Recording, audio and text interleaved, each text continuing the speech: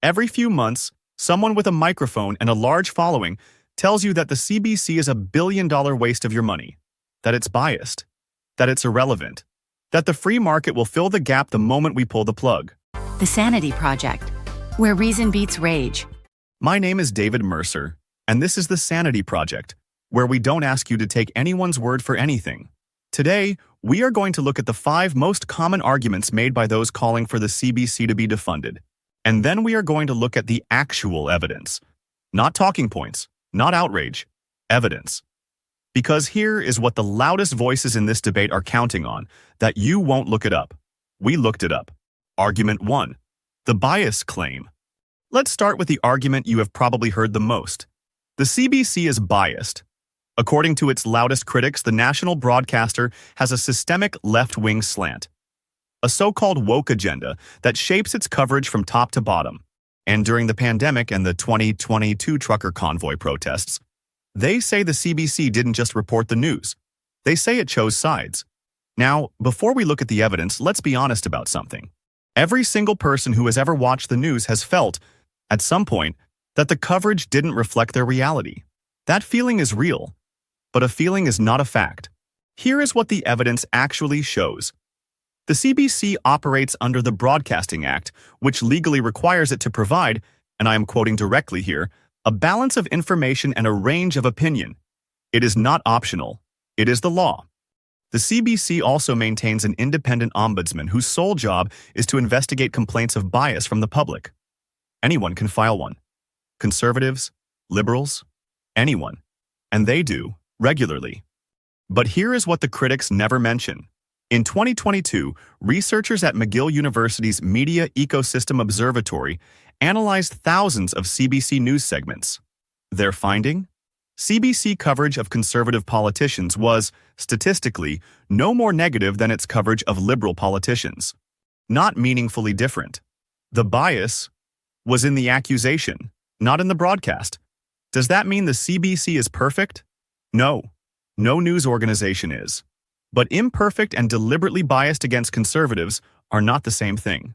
One is a criticism worth having. The other is a fundraising strategy. And the next time you hear that argument, it is worth asking who exactly benefits from you believing it. Argument 2.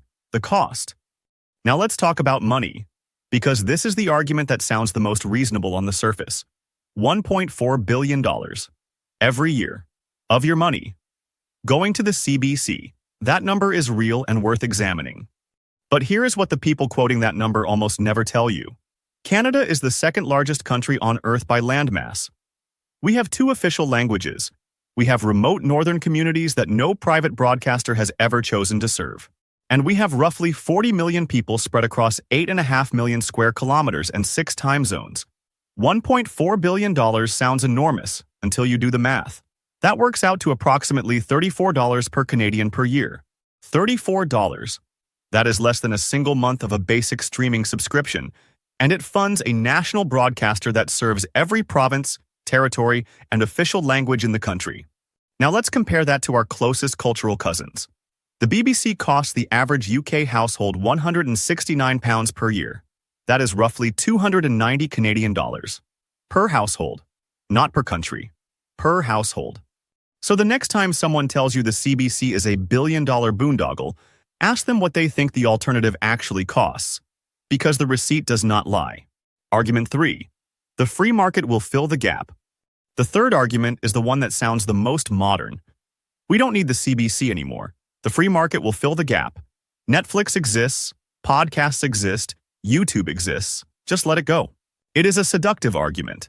And if you live in a major urban center with high-speed internet and disposable income, it almost makes sense. Almost. Here is what actually happens when public broadcasting pulls back and the market is left to decide. When the market decides what gets covered, it covers what makes money. Between 2010 and 2023, Canada lost over 400 local news outlets. Not because Canadians stopped caring about local news, but because local news in a small community is not profitable enough for a shareholder. Post Media, one of Canada's largest private media companies, has closed or merged dozens of local papers across the country. Not because those communities didn't need them, but because the numbers didn't work. And in those communities, The free market never stepped in. When CTV shut down its local Windsor newscast in 2023, the CBC Windsor Bureau was still there. When private radio stations automated their programming and eliminated local hosts, CBC Radio kept its regional morning shows running. The free market is very good at many things. Serving unprofitable communities in a country the size of a continent is not one of them. That is not an opinion. That is a business model. The American example. Some of you may be thinking, fine, maybe the free market isn't perfect for small Canadian communities, but surely competition produces better, more independent journalism overall. After all, look at the United States. Hundreds of channels, thousands of outlets, the biggest media ecosystem on Earth.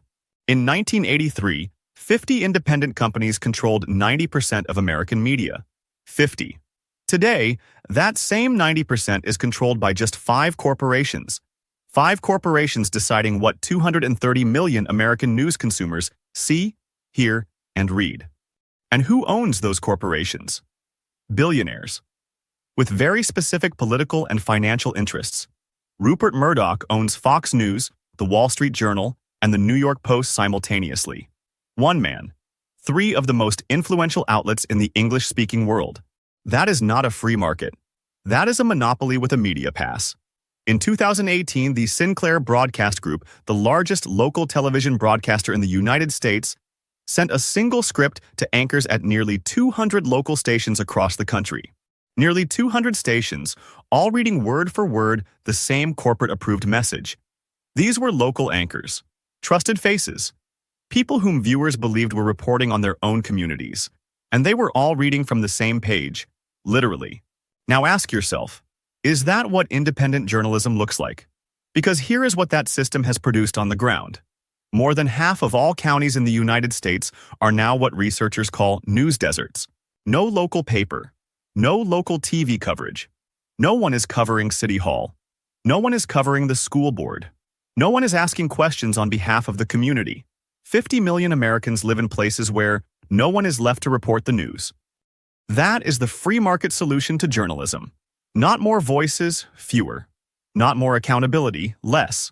When the profit motive is the only motive, communities that cannot generate profit simply disappear from the news. Canada has watched this happen across the border for 30 years, and some of our loudest political voices want us to copy that model.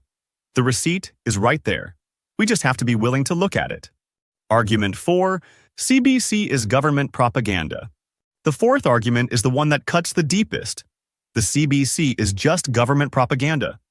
If Ottawa funds it, Ottawa controls it. And a broadcaster that answers to the government cannot be trusted to hold the government accountable. It sounds logical. So let's look at it honestly. The CBC is funded by the federal government. That is true. But it is governed by an independent board of directors and operates under an editorial firewall that legally prohibits government interference in its journalism. That firewall has been tested.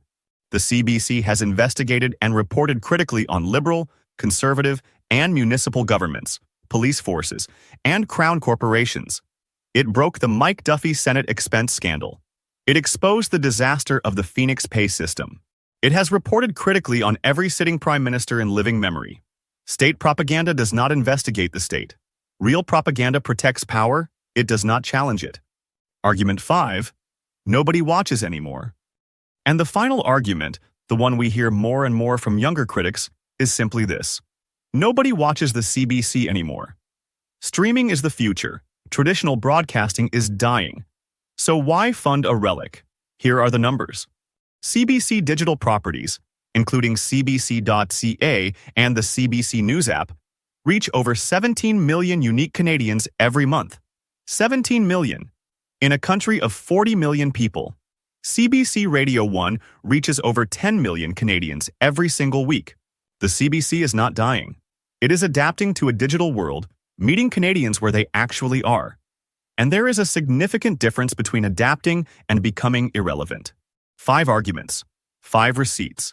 Here is what the evidence actually shows. The bias claim does not survive peer-reviewed scrutiny.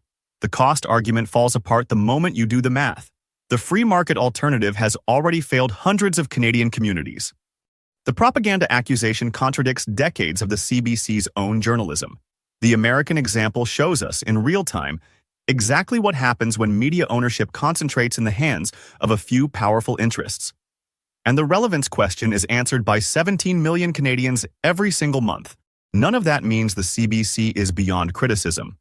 It isn't. No institution of that size and with that level of public trust should be above scrutiny.